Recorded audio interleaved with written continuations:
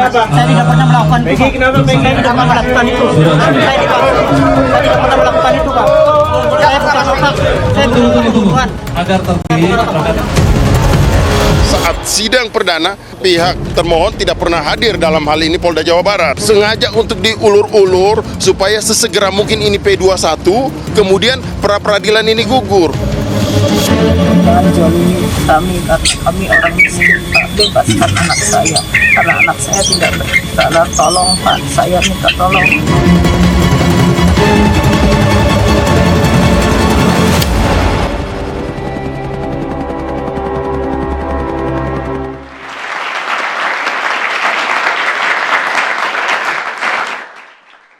Selamat malam, Anda menyaksikan Dua Sisi bersama saya Dwi Anggia. Pemirsa, kita lihat tadi bagaimana di awal perwakilan kuasa hukum Peggy Setiawan menyatakan bahwa seolah-olah sidang pra-peradilan ini diundur agar berkas segera lengkap atau P21 dan pra-peradilan pun gugur. Itu pernyataan dari kuasa hukum Peggy Setiawan. Nah, memang pra-peradilan ini batal digelar tanggal 24 Juni lalu dan diundur selama 1 minggu, akan digelar di 1 Juli mendatang. Kuasa hukum meyakini pihak kepolisian, dalam hal ini Polda Jabar, sengaja menunda tidak hadir agar pra-peradilan gugur dan sidang pokok segera digelar, untuk pokok perkara segera berjalan. Gitu. Setelah lengkap P21 akhirnya akan bisa dilimpahkan pengadilan dan persidangan kasus Peggy Setiawan akan bisa dilakukan. Itu menurut pihak kuasa hukum dari Peggy Setiawan. Tapi benarkah demikian? Apakah akan berlangsung pra-peradilan bisa menyelamatkan Peggy Setiawan dari jerat hukum atau sebaliknya? Kita akan membahasnya di Dua Sisi malam hari ini. Dan sudah hadir sejumlah narasumber bersama saya di malam hari ini. Di sebelah kiri saya ada Pak Mas Tony, pengacara dari Peggy Setiawan. Selamat malam, Mas Tony. Selamat malam, Mbak Dwi. Ada Bang Jamin Ginting, pakar hukum pidana. Selamat malam, Bang Jamin. Dan ada Pak Irjen Pol Arianto Sutadi, penasihat ahli Kapolri. Selamat malam, Pak Ari. Dan ada Mas Yusuf Warsim, Komisioner Kompolnas. Selamat malam. Selamat malam. Dan juga terima kasih untuk teman-teman mahasiswa yang sudah hadir dari Universitas Bakri, dari UNJ dan juga dari Al-Azhar. Tepuk tangan dulu semuanya. Oke. Sebelum kita mulai diskusi, Bapak-Bapak, saya ingin menghadirkan kembali pernyataan dari sejumlah pihak terkait dengan sidang pra-peradilan Peggy Setiawan ini. Kita simak berikut ini. Jadi berkas sudah lengkap, dilaksanakan penyidikan, dan besok akan dilimpahkan ke kejaksaan. Dan saksi yang diperiksa untuk tersangka kasus Peggy alias Peron sebanyak 70 orang, dan di antaranya ada 18 saksi yang memberatkan tersangka Peggy, dan yang lainnya ada saksi yang meringankan, dan ada juga saksi ahli, baik itu terkait dengan ahli pidana, ahli forensik, ahli psikologi, maupun ahli IT yang membantu penyidik untuk bisa mengungkap kasus ini secara proporsional. Tim jaksa peneliti sudah mengirimkan pemberitahuan bahwa hasil penyidikan belum lengkap kepada rekan-rekan penyidik Polda Jabar pada tanggal 24 Juni 2024. Itu dalam bentuk surat P18. Berarti berkas masih belum P21? Berkas masih belum lengkap, terdapat kekurangan material dan formil. Ya, itu pernyataan dari pihak kepolisian dan juga pihak Kajati yang mengembalikan berkas atau P18 ke pihak kepolisian untuk diminta dilengkapi. Apa kemudian yang menjadi kekurangan? Ini yang juga akan kita gali malam hari ini. Kami juga sebenarnya sudah mengundang pihak dari Polda Jawa Barat, namun tidak bisa bergabung malam hari ini bersama kita. Saya langsung ke Mas Tony selaku kuasa hukum. Bagaimana Anda merespon bahwa berkas dari Peggy Setiawan ini dikembalikan oleh jaksa ke pihak penyidik kepolisian? Apa yang Anda tangkap dari peristiwa ini, Mas Tony? Baik, sesuai dengan prolog awal Mbak Anggia ya, memang awalnya ketika penyidik tidak datang selaku termohon di sidang pra-peradilan Senin lalu, kami mencurigai bahwa itu strategi penyidik untuk mengulur-ulur waktu agar berkas itu kemudian dinyatakan lengkap dan segera disidangkan sehingga pra peradilan ini gugur putusannya. Memang tidak langsung gugur, ada prosesnya tetap dilalui. Tetapi kalau pokok perkaranya sudah mulai disidangkan, otomatis nanti putusannya udah pasti gugur. Semula kami menduga itu, tetapi hari ini tadi siang kami mendapatkan kabar baik bahwa Kejaksaan Tinggi Jawa Barat itu telah memberitahu kepada penyidik Polda Jawa Barat bahwa berkasnya itu belum lengkap atau disebut P18. Baru pemberitahuan. Kalau berkasnya sendiri belum dikembalikan. Belum P19 ya, baru P18. Belum Iya, dikembalikan, belum P18. dilengkapi juga. Nah, menurut Kasipenkum Kejaksaan Tinggi Jawa Barat, Pak Cahya, ada waktu 1 minggu untuk menyusun petunjuk. Jadi petunjuk itu yang agar dilengkapi oleh penyidik.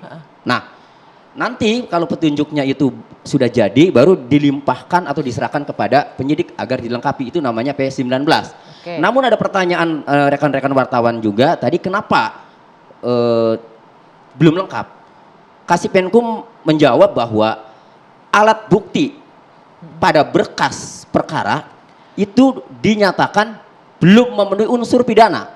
Artinya apa? Ini sesuai dengan dugaan Anda di awal bahwa ini alat buktinya sebenarnya nggak kuat. Ya makanya saya berteriak, alat bukti apa yang dimiliki penyidik sehingga menetapkan klien kami sebagai tersangka itu. Saya masih ingat ketika itu beberapa minggu lalu di meja ini juga Anda menyebutkan hal yang sama kan, tidak punya alat bukti. Sepertinya itu dan ini terbukti malam hari ini. Iya.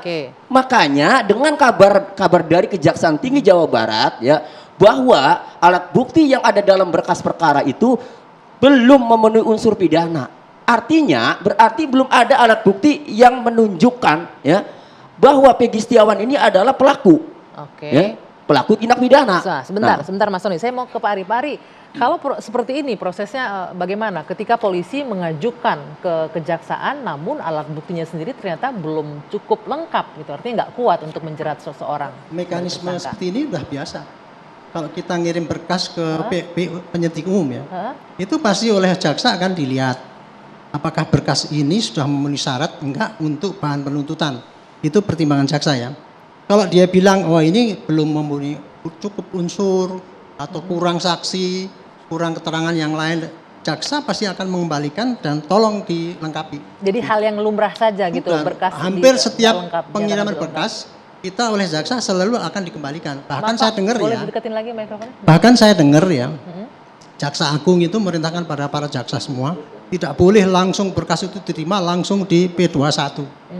Itu kondite. Makanya jaksa pasti akan mengembalikan kepada penyidik. Nah, sebentar Pak Ari, tapi kalau kata Mas Tony tadi disebutkan bahwa ini buktinya ternyata nggak kuat. Ya, gimana? Itu kan bukti tidak kuat. Tetapi orang menyatakan seorang menjadi tersangka itu kalau penyidik cukup 2 alat bukti untuk menentukan dia itu tersangka. Artinya itu dia itu tersangka dalam pidana apa tidak. Kalau unsurnya pasti belum lengkap semuanya. Nanti dilengkapi dengan berkas perkara yang disusun panjang-panjang tadi sudah disampaikan ada berapa saksi tadi 60-70 saksi dan sebagainya itu kan. Itu kira-kira alat bukti yang dikumpulkan oleh polisi penyidik dituangkan di dalam berkas perkara itu. Nah, adapun tadi dikatakan masih kurang alat bukti, nah itulah pendapat jaksa kan itu. Polisi pasti akan melengkapi nanti apa petunjuk jaksa kekurangannya apa gitu. Dalam artian ini jaksa yang berpendapat alat buktinya kurang, sementara polisi yakin alat buktinya cukup tadinya kuat. Pasti gitu. Kalau sudah berkas selesai itu dianggap sudah cukup. Makanya dikirim, kalau belum cukup ya pasti dia nggak akan kirim kan gitu. Tetapi bukti yang dianggap lengkap itu di dalam setiap perkara itu kalau berkas selalu akan dikembalikan dan akan diperbaiki gitu. Nggak mungkin langsung P21 menurut Anda? Jarang sekali. Dan jarang. Jadi ini hal yang lumrah Mas Tony. Jadi kecurigaan Anda tadi bahwa ini alat buktinya nggak ada sebenarnya terbantahkan menurut Pak Ari. Ya memang dalam SOP penuntut umum ya di kejaksaan sudah disebut tuh ya ada istilah P18, P19, P20, P21 ya. Dan itu seperti anggaran di dalam negara. Terkadang ya harus dilakukan supaya memenuhi formulir-formulir tadi kan. Ya, tapi bagi kami kalau memang unsur pidananya masuk kuat, ya kenapa tidak langsung P21 saja? Kan simple. Kan gitu. Kenapa tidak langsung P19 misalnya kan? Udah jelas nih. Jadi gini, ada pengalaman saya sebagai praktisi hukum ya. Tadi disebutkan sebentar, jaksa menyatakan ini belum merasa cukup kuat. Betul. buktinya. Belum ya. Belum memenuhi unsur begitu. Ya, Bukan alat nggak ada bukti yang tapi ada buktinya, tapi belum memenuhi bilang unsur. begitu, Pak Kasipenkum Pak Cahya, ada alat bukti yang terdapat pada berkas perkara itu, ya, itu belum memenuhi unsur. Oke. Masih kurang memenuhi unsur begitu kalimatnya ya. Nah, itu artinya yang dimaksud unsur ini kan unsur pidana. Pidana apa? Pidana pembunuhan dan pidana persetubuhan terhadap anak kan. Nah, itu. Nah, mungkin dibahas lebih lanjut kalau unsur pidana ya sama saya boleh ke Pak Bang Jamin Ginting ya. Kalau belum memenuhi unsur, sebentar Mas Doni, belum memenuhi unsur itu artinya apa? Apakah bukti yang disampaikan pihak kepolisian nggak cukup kuat untuk menjerat seorang Peggy Setiawan atau jaksa punya pertimbangan lain? Ya. Sebenarnya ini kesalahan kepolisian juga saya bilang. Kenapa? Pada saat dia mau menyampaikan SPDP, harusnya SPDP itu sudah diajak jaksa untuk menilai unsur pidana yang akan diterapkan kepada Peggy ini sampai menetapkan dia sebagai tersangka. Ini kan ditinggalkan, terkesan jaksa ditinggalkan oleh polisi, begitu terkesan begitu. Sehingga jaksa menilai apa yang disampaikan kepolisian ini buktinya nggak cukup untuk menyatakan unsur 340 ini terpenuhi. Begitulah istilah ceritanya tadi itu. Jadi jaksa bilang, ini kamu kasih sama saya bukti, tapi bukti ini nggak cukup kuat bagi saya untuk menjadikan ini tindak pidana pembunuhan berencana 340. Sehingga kamu harus mencari bukti lain supaya dia ini dapat kami bawa ke pengadilan. Itulah cerita sederhananya begitu.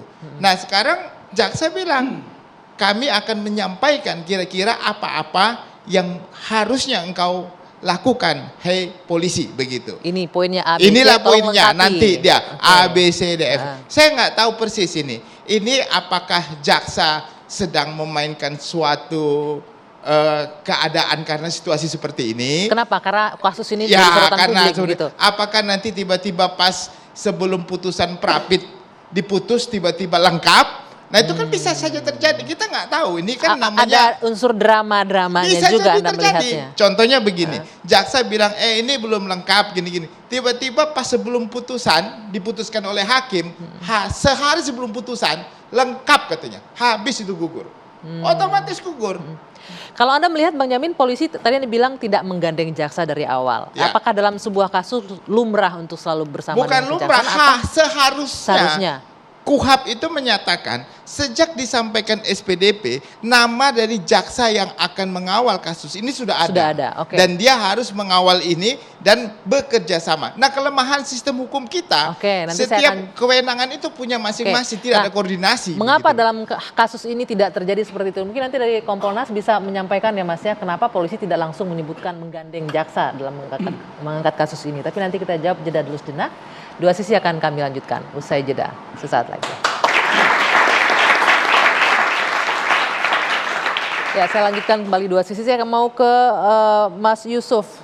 Mas Yusuf tadi disebutkan harusnya dari awal itu pihak kepolisian langsung menggandeng, berkoordinasi dengan pihak kejaksaan. Ini terkesan nggak ada koordinasi gitu. Anda melihatnya apakah benar seperti itu atau sesungguhnya sudah koordinasi dari awal nih sebenarnya? Ya idealnya itu profesionalisme, akuntabilitas penyidikan itu dalam satu perkara tindak pidana yang dilakukan penyidik itu ketika diajukan ke jaksa penuntut umum itu sudah lengkap baik itu formil maupun material. Tapi di dalam prakteknya dalam pantauan Kompolnas sebagai pengawas Polri itu sangat jarang berkas yang dilimpahkan ke jaksa penuntut umum itu langsung lengkap. Dalam perkara 8 tahun yang lalu itu kita melihat sempat 3 kali P19 yang 7 terpidana, berkas 7 terpidana, hanya berkas 1 pidana anak Saka Tatal itu sekali. Jadi dari situ sudah kita melihat itu. Nah idealnya memang semestinya lengkap karena itulah indikator profesionalismenya. Oke. Nah, tentu yang kedua, ketika SPDP itu dikeluarkan, sekarang ini dalam pantauan Kompolnas SPDP itu sudah online, jadi cepat ya. Nah, dalam prakteknya pun penyidik itu tidak menutup untuk proaktif untuk koordinasi dan komunikasi. Hanya terkadang di dalam praktek prosesnya itu mungkin karena beban perkara di pihak jaksa penuntut umum sehingga tidak juga lancar gitu, Nah, Apa artinya dari pihak kejaksaannya yang nggak aware, yang nggak ngecek atau? ya kan kedua belah pihak kan tidak boleh saling saling menyandra kan. Nah, tentu yang diperlukan kan kooperatif. Kami sendiri sebagai Kompolnas itu salah satu hal yang kita pantau sehingga kami terus dalam penanganan perkara termasuk ini. Hal yang paling sering kami sarankan itu proaktif berkoordinasi dan komunikasi dengan jaksa penuntut umum karena guna memastikan berkas itu segera bisa mendapatkan petunjuk-petunjuk. Nah, saya mau ke Pak Ari. Pak Ari, dalam hal ini polisi sudah melakukan koordinasi nggak sih dengan pihak kejaksaan dalam hal Kalau SPDP? perkiraan saya ya, pasti sudah. Pasti sudah. Karena ya kita memang KUHP itu kan masing-masing kan sendiri-sendiri ya. Penyidikan sendiri independen, hasil daripada penyidikan kemudian diserahkan kepada penuntut umum. Itu aturannya di dalam KUHP kayak gitu. Tetapi kita pengalaman dari selama ini karena sering terjadi bolak-balik perkara ya. Bolak-balik sama berapa belasan kali gitu kadang-kadang. Makanya kita menginstruksikan kepada jajaran sebaiknya begitu ada SPDP, sudah ada JPU yang ditunjuk, koordinasi.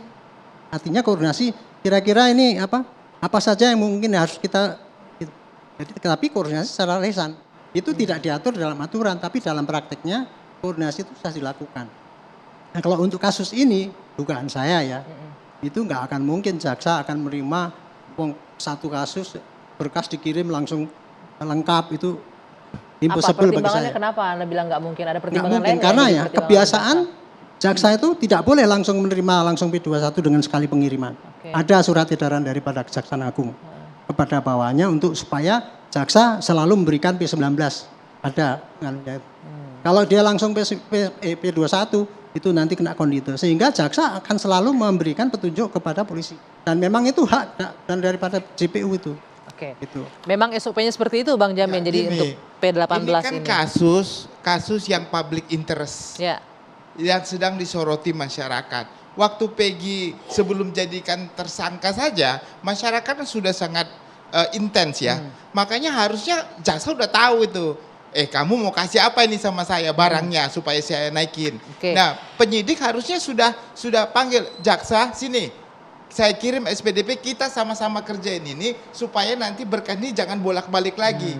Nah, itu profesionalisme itu seperti begitu tapi. Dan itu KUHP itu mengatur begitu, bukan penyidik sendiri, jaksa sendiri, nggak ada itu penyidik sendiri, jaksa itu nggak ada.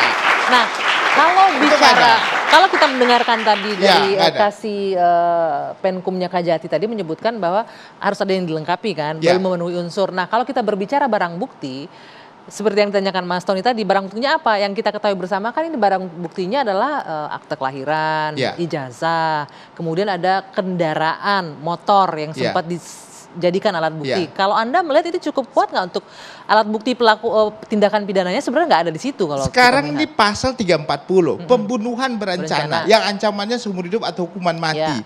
Nggak bisa dengan alat bukti yang sederhana. Harus ada yang namanya forensik yang sifatnya intelektual atau scientific evidence.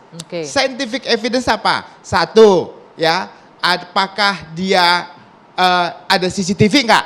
Dia ada di situ. Kedua, apakah ada contohnya rambutnya yang jatuh di situ, ada yang sebagai dia ada di situ.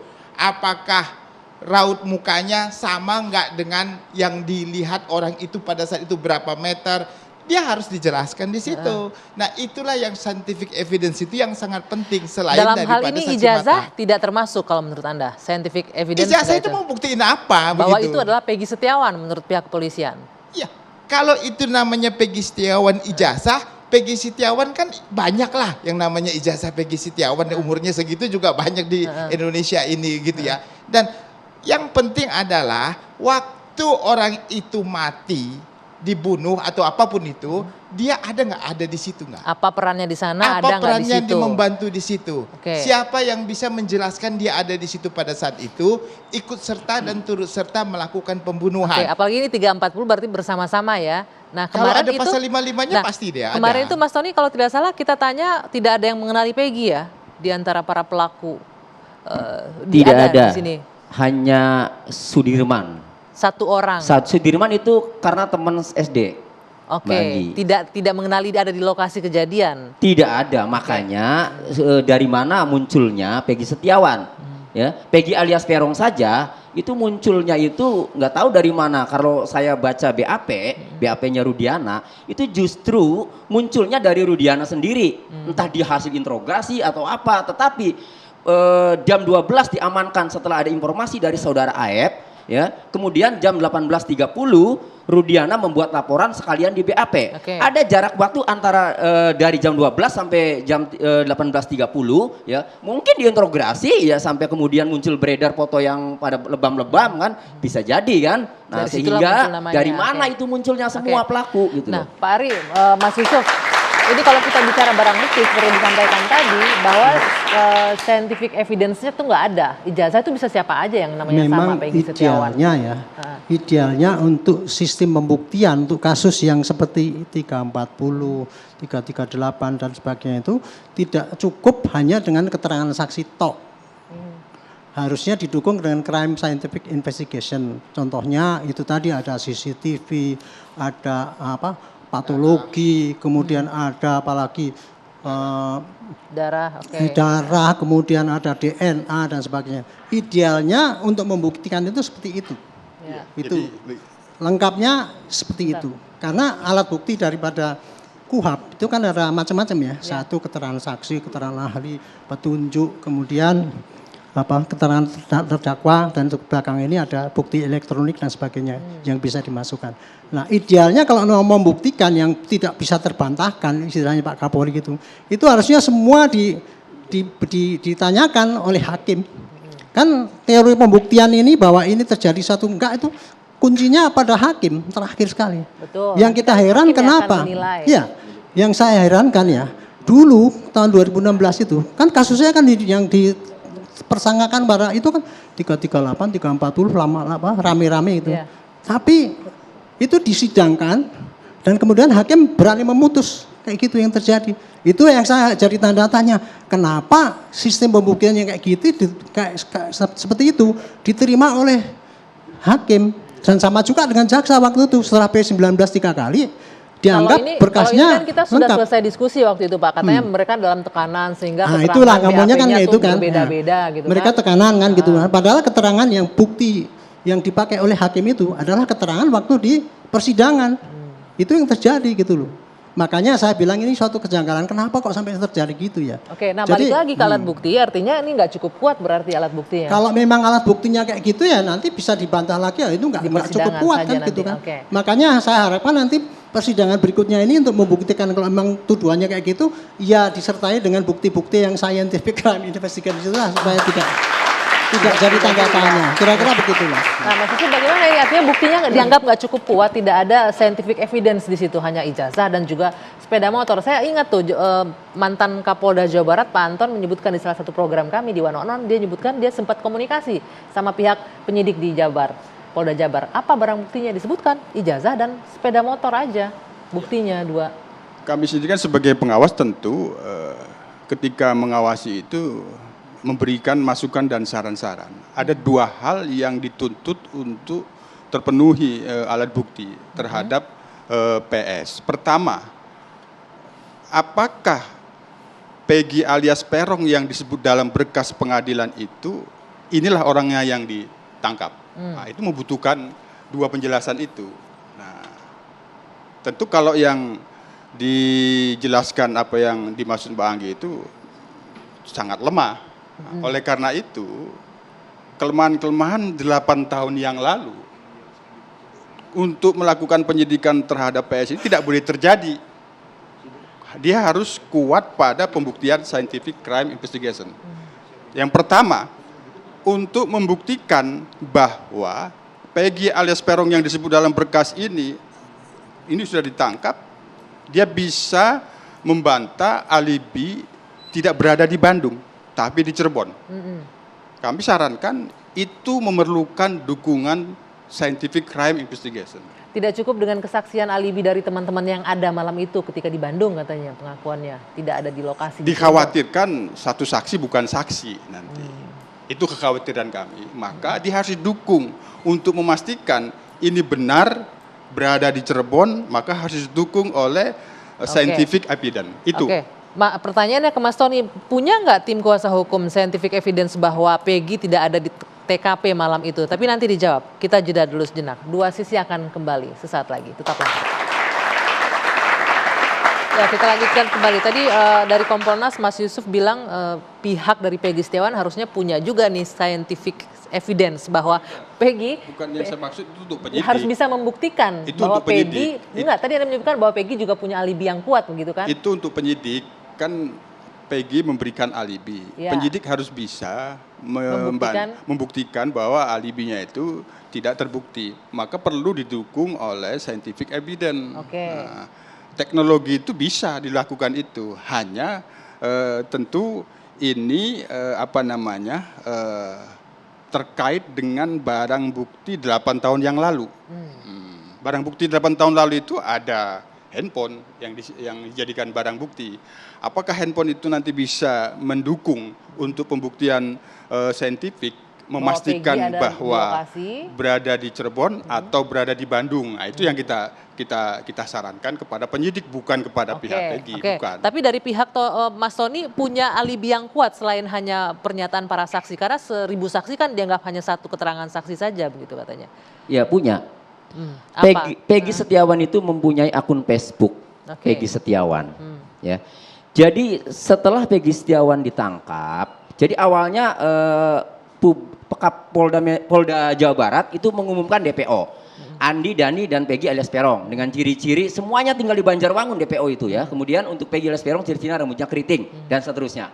Kemudian ditangkaplah 21 Mei 2024. Nah, beda memang ciri-cirinya Peggy Setiawan dengan ciri-ciri DPO beda. Rambutnya keriting, ini yang lurus. Ini lurus Peggy Setiawan. Ya, tinggalnya juga tidak di Banjarwangun tapi di Kepongpongan. Ya, kecamatannya beda.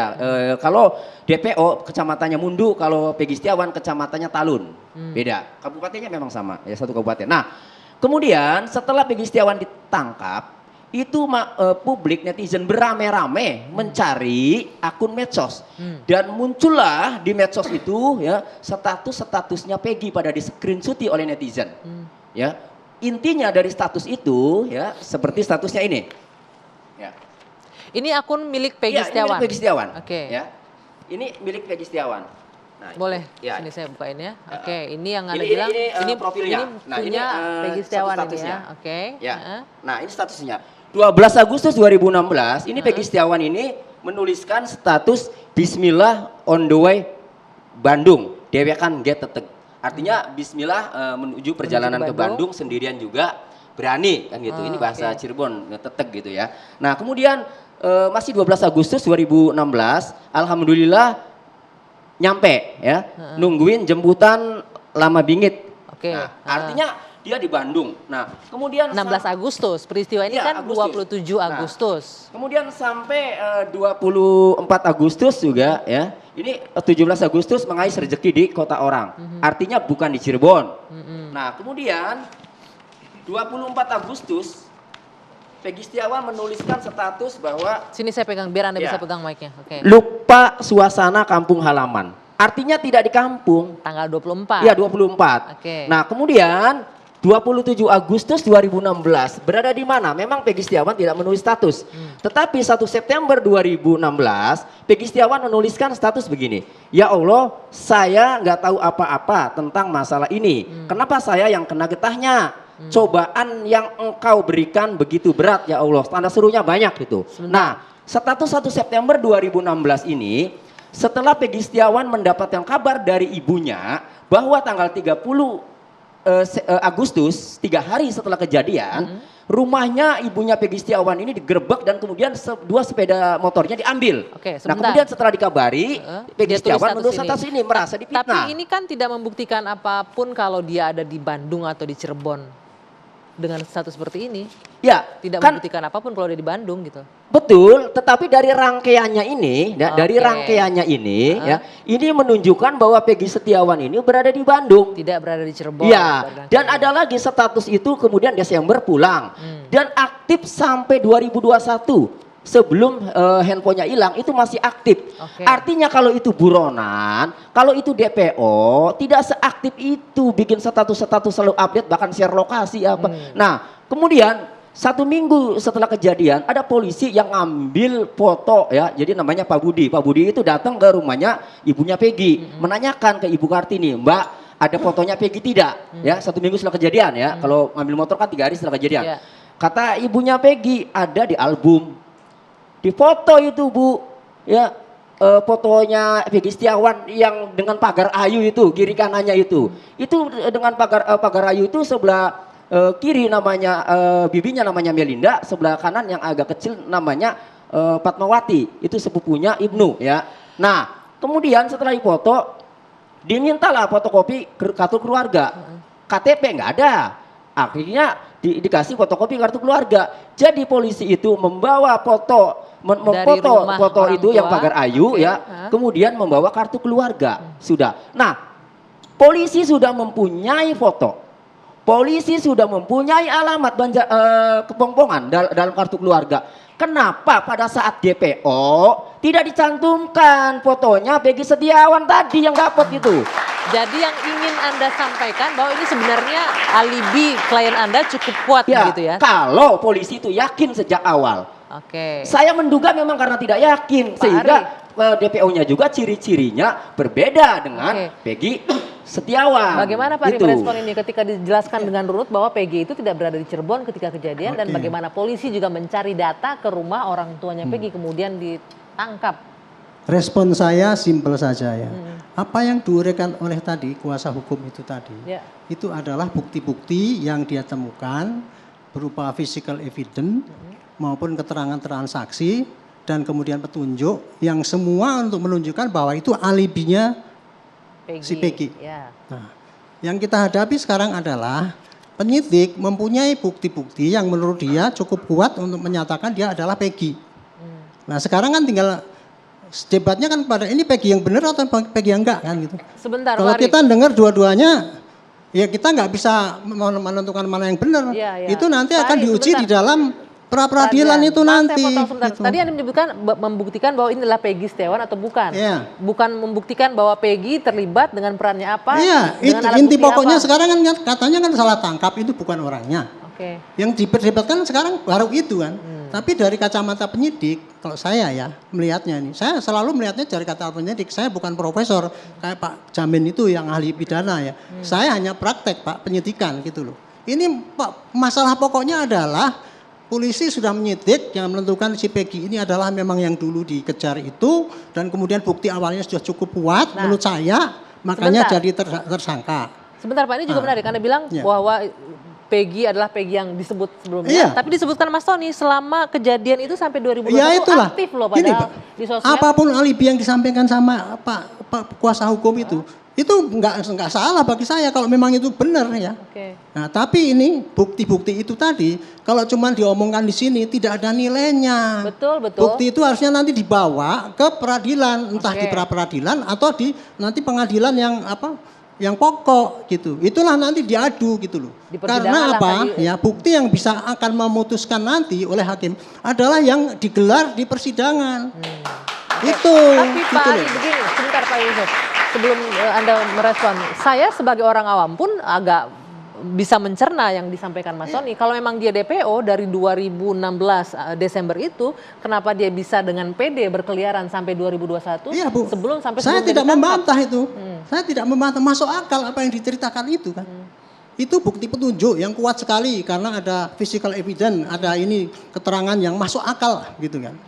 Tapi bukti-bukti yang masuk akal ini Bu, ini hanya akan berbunyi apabila itu bunyikan di pengadilan, entah di pra peradilan ataupun di pengadilan nanti. Makanya saya menyarankan, tolong bukti-bukti yang alibi itu tadi masukkan di dalam berkas, jadikan PK untuk membatalkan putusan yang dulu. Itu nanti bisa batal semua itu kalau memang itu diakui oleh hakim. Ya. Nah kalau yang sekarang ini Peggy ini bukan Peggy yang nggak usah banyak-banyak ngomong sana ini ibunya gini-gini. Sorry ya saya tidak ini. Percuma kayak gitu disampaikan di sini. Sampaikan nanti di pra peradilan, Pak Hakim itu Pak polisi punya bukti ini, kita punya bukti ini. Biar Pak Hakimnya kader, ini berarti nggak cukup alat bukti. di pra-peradilan kurang alat bukti, selesai urusannya. Oke. Itu masalahnya itu simpel sebetulnya. Jadi enggak sesimpel itu, tapi bagi saya simpel. Sebenarnya bagi saya. bukan percuma. Bagaimana kalau Peggy Setiawan ini anaknya Pak Arianto? Bagaimana kalau terjadi sama anak Bapak? Kalau dia anak saya ya saya akan pra-peradilan. Saya pra-peradilan, selesai urusannya, nggak usah ribut-ribut kemana-mana karena percuma saya ngomong-ngomong di depan umum yang gitu bahwa ini nggak benar. Percuma Pak, ini saya bukannya menentang ya, saya menyarankan pada Anda ya, Anda itu sudah benar memperjuangkan itu. Cuman saya hanya memberi tunjuk, inilah cara-cara yang efektif dan efisien untuk memperjuangkan kepentingan Anda itu, gitu loh. Jadi iya pengadilan. Ya, namanya juga ini lagi dipanggil sebagai narasumber dan Ibu Anggianya bukan hakim Pak Arianto. Ya harus dijawab lah, biar masyarakat paham, biar masyarakat tahu. Ya oke lah. Jadi saya juga sih cuma ngomong apa yang saya tahu gitu untuk menjelaskan kepada masyarakat beginilah kira-kira yang terjadi penjelasannya gitu. dengan masing-masing argumentasinya. Ini juga menjadi pelajaran untuk publik yang menyaksikan diskusi kita malam hari ini. Tapi kemudian kata Pak Ari, ini menarik nih, silakan perjuangkan di pra-peradilan. Tapi di tengah upaya pra-peradilan, polisi juga sibuk nih melimpahkan berkas ke kejaksaan. Gimana nanti akhirnya posisi hukumnya kalau saling kejar-kejaran? Nanti kita jawab sesaat lagi di Dua Sisi.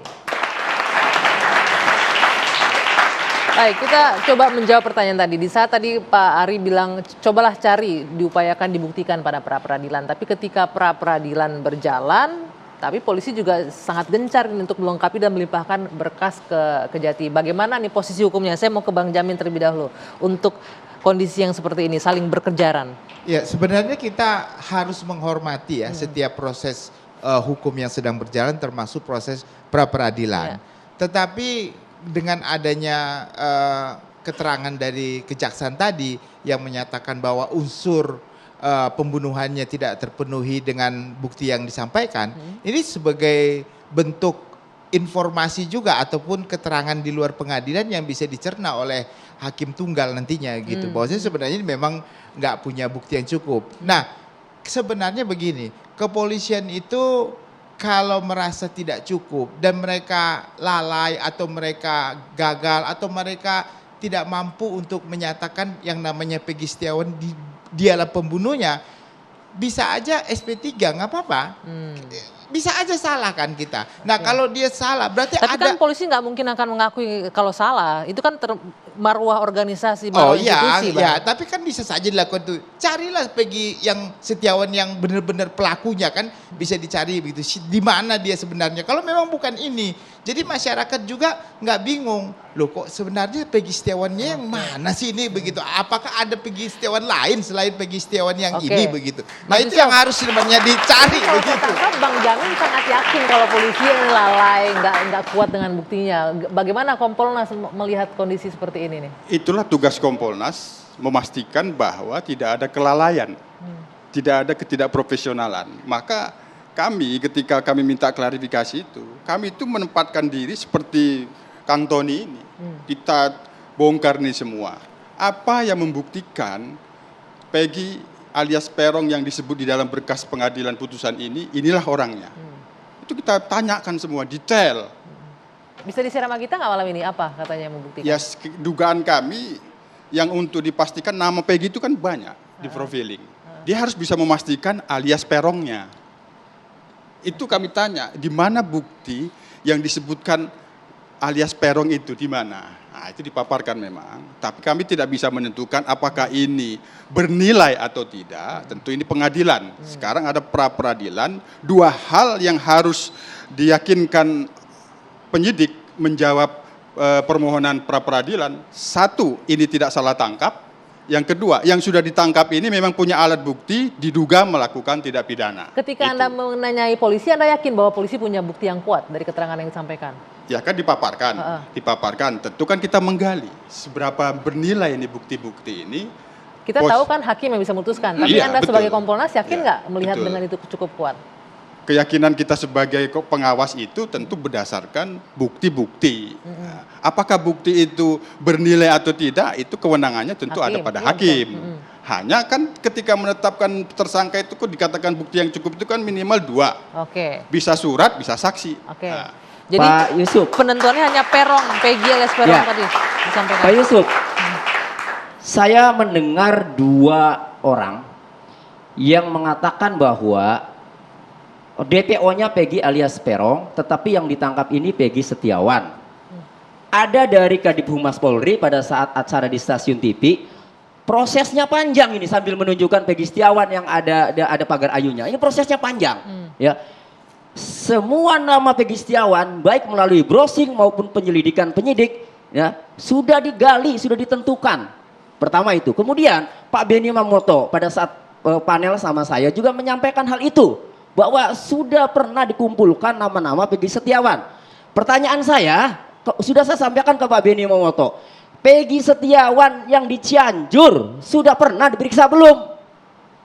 Pak, Siapa itu yang Anda rujuk di Cianjur itu siapa? Karena Pak Benny mengatakan dan Pak Kadif Humas mengatakan, ya, semua nama Peggy Setiawan ini sudah pernah diselidiki dan sudah pernah dilakukan penyelidikan, baik dari browsing maupun dari penyelidikan penyidik. Berarti dari situ boleh dong kami menanyakan, yang muncul hangat di media sosial ada Peggy Setiawan Cianjur, ya, yang dalam keterangan pada kontennya Kang Deddy Mulyadi itu dia ketua Monreker. Dalam dakwaan, Pak, ya, motif daripada Andi, motif daripada pembunuhan ini diantaranya, Pak, itu mereka bersebelas lagi minum-minuman di depan SMP 11 Perjuangan. Lalu Andi mengatakan, yang DPO itu, ya, bahwa dirinya ada masalah dengan geng ekstisi. Minta bantuan geng Monreker agar mencari geng ekstisi.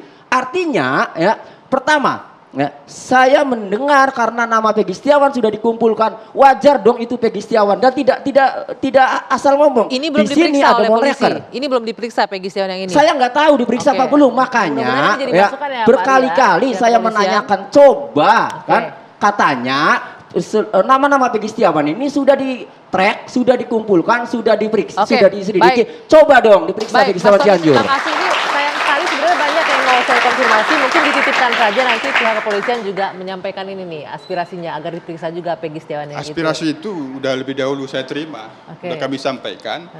Cuman memastikan dulu, karena kan disebut di dalam pengadilan, jangan sampai dia salah tangkap, semua Peggy ditangkap, dipastikan alias perongnya. Itu. Jadi kuncinya itu ya, di alias Peron. Baik, terima kasih sekali Bapak-Bapak atas waktunya, Pak Yusuf, Pak Ari, Pak Tony, dan Pak Jamin Ginting. Sayang sekali waktunya terbatas. Saya Dwi Anggi harus menutup Dua Sisi malam hari ini. Kita tunggu bagaimana kasus ini bergulir. Tanggal 1 Juli pra-peradilan akan digelar sidangnya di PN Bandung, Jawa Barat. Saya Dwi Anggi, selamat malam. Kita jumpa lagi pekan depan.